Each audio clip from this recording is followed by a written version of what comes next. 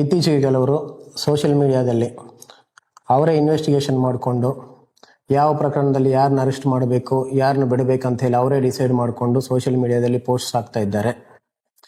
ತನಿಖೆಯನ್ನು ಪೊಲೀಸರು ಮಾಡ್ತಾರೆ, ಸಾಕ್ಷ್ಯಗಳ ಆಧಾರದ ಮೇಲೆ ಮಾಡ್ತಾರೆ. ಯಾರೇ ಆರೋಪಿತರ ಮೇಲೆ ಸಾಕ್ಷ್ಯ ಸಿಕ್ಕಿದ್ರೆ ಅವ್ರನ್ನ ಅರೆಸ್ಟ್ ಮಾಡ್ತಾರೆ.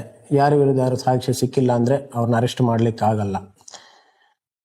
ಯಾರ ಹತ್ರ ಆದರೂ ಯಾವ ಕೇಸಲ್ಲಾದರೂ ಸಾಕ್ಷ್ಯ ಇದ್ದರೆ ಪೊಲೀಸ್ ಸ್ಟೇಷನ್ಗೆ ಬರ್ರಿ, ನಾವು ಆ ಸಾಕ್ಷ್ಯವನ್ನು ಪರಿಗಣಿಸ್ತೀವಿ.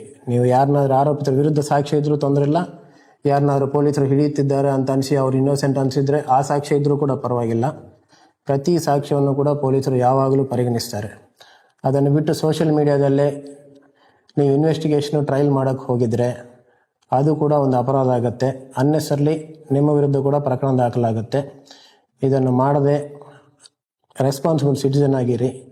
ನಿಜವಾಗ್ಲೂ ನಿಮ್ಮ ಹತ್ರ ಏನಾದರೂ ಸಾಕ್ಷ್ಯ ಇದ್ದರೆ ಪೊಲೀಸ್ ಸ್ಟೇಷನ್ಗೆ ಬರ್ರಿ, ನಮ್ಮ ಆಫೀಸಿಗೆ ಬರ್ರಿ. We are always ready to appreciate the evidence. Investigation ದಿಕ್ಕು ಯಾವಾಗಲೂ ತಪ್ಪಿಸಬೇಡಿ. Thank you.